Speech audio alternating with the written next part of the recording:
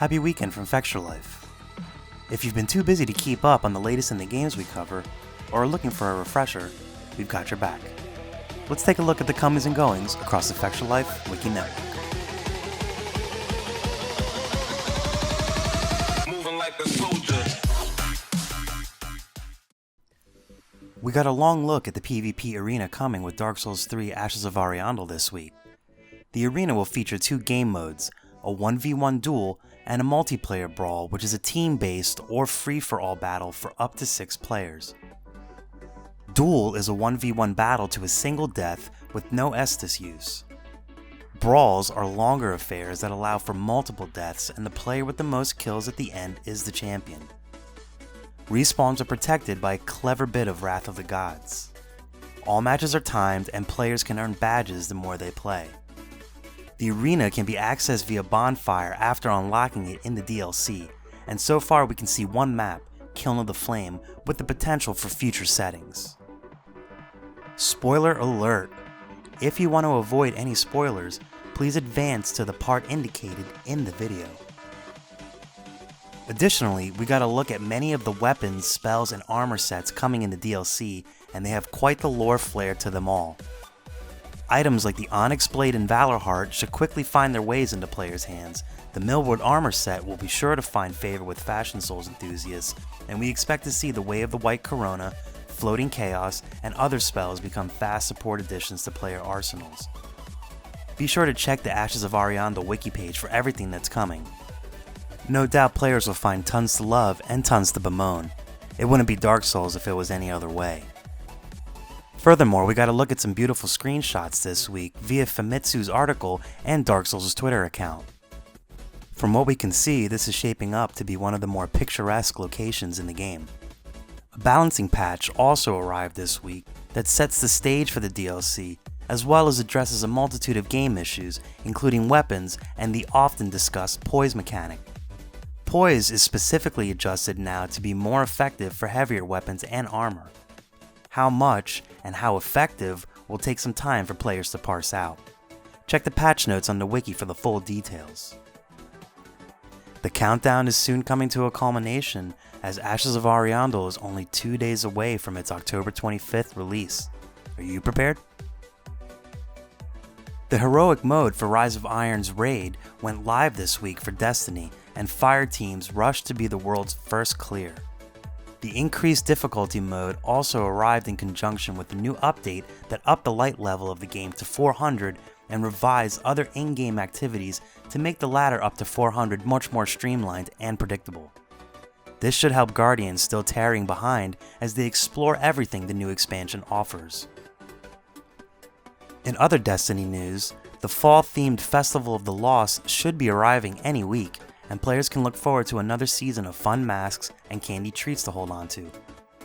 Even the seemingly lame raisins can become something nice, and they're still better than the people who give out toothbrushes. One Tamriel went live this week for console players of The Elder Scrolls Online, bringing every platform up to date with the new initiative. A companion patch also arrived for both consoles that implemented the rezoned world as well as several game balancing tweaks and features. There are a ton of changes in this update, and we've put together a massive video and article guide to help new and existing players make sense of everything going forward. In addition to the rezoning, items like sets and resources have undergone changes, as well as questing and dungeons. There are also new features like dueling and seasonal events like the currently running Witches Festival. The list is long, and our guide has you covered 100%. Be sure to check it out and use the wiki going forward, as you'll need every bit of help. Bethesda has revealed the release times for Skyrim Special Edition, and players will be happy to know that they can expect it available at midnight the stroke of the 28th at the latest. Lucky West Coasters on PC will get a crack at the remastered game at 5 PM Pacific Standard Time. Console players purchasing the digital version can preload the game, and it will go live at different times depending on their region. See the full list of times on the blog article so you can figure out how to plan your weekend. Sony and Guerrilla Games gave us a great developer diary look at Horizon Zero Dawn and the design behind the massive machine enemies in the game. The team at Guerrilla took real-world animal inspiration to the nth degree and designed larger-than-life creatures that are both familiar and alien. We were given a look at several specific creature designs, like the Shellwalker, a crab-like robot with a tantalizing loot crate on its back, and the Snapmaw, a lethal and fast crocodile-inspired creation that can be found near water and will attack in groups. Guess I'll be sticking closer to the shore. Main character Aloy can override the machine enemies and with varying results. She can turn some, like the Broadhead, into a rideable mount. Others, like the Watcher, will fight for her, and yet others, like Tallnecks, can provide tactical support by marking other machines on the map and sending out a shockwave that stuns nearby creatures. Overall, the game is taking on a big game hunt feel, as players will be going after some truly large and dangerous foes in an open field, similar to games like Dragon's Dogma and the Witcher series. Larian Studios released a patch this week for the early access version of Divinity Original Sin 2. Although the patch is incompatible with current saves, Larian outlined the steps that players can take to undo that. So if you're in the middle of a riveting moment, no need to pout because you can get right back to it. Check out the detailed steps on the blog to proceed. Larian also released a development update on Kickstarter that went into the data collection they're doing during the early access. Of the players who have opted to send in data, Larian has been able to provide a snapshot of where players are allocating attributes, skills, abilities, and how they're behaving in combat. Their data collection will continue to inform future patches to the game to ensure it's responding to the needs of players. Tyranny showed off the game's opening sequences this week, walking players through character creation where they will be making important story and gear choices. Through character creation, players will choose their backgrounds, starting abilities, and equipment, as well as their starting attribute values. There's going to be a lot of freedom in character customization from the start.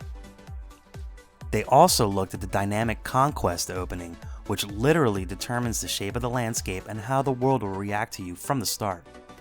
Through an interactive prologue that spans 3 years, players will make choices related to factions and cities, and these choices will have immediate impacts that will follow players from the start to the finish of the game. There's going to be a lot going on in this isometric RPG that explores a world where evil has won, and we're pumping out the info on the wiki. Check us out for everything related to skills, abilities, talents, companions, reputation, and more. In Exile Entertainment released a campaign update for Wasteland III this week. In it, they took a closer look at the Ranger base, which is a central hub that players will operate from. Rather than be a facility to micromanage, the base will instead serve as a lightning rod for in-game events and choices that will have dramatic impacts on the land. You will have to make choices between competing factions, and your values as a leader will define future encounters with them. The base will also operate as a refueling station for the new multiplayer mode, and players in a cooperative campaign will be able to come and go as needed. Companions will also be housed and managed from the Ranger base. It's an all-in-one social hub, kinda like Club Med but with more snow. And murder. The Division has announced that the long-in-progress Update 1.4 will release next Tuesday, October 25th, and with the announcement, we got a look at the full patch notes. The update has been in a testing period on a public test server for PC and features many changes to bugs that were plaguing the game, as well as changes to the loot drops from enemies and activities. The overall goal is to make the loot drops more rewarding and appropriate to players of all levels. It remains to be seen if players who have drifted off can be enticed to check the game out again, and whether existing players will be satisfied with the changes coming.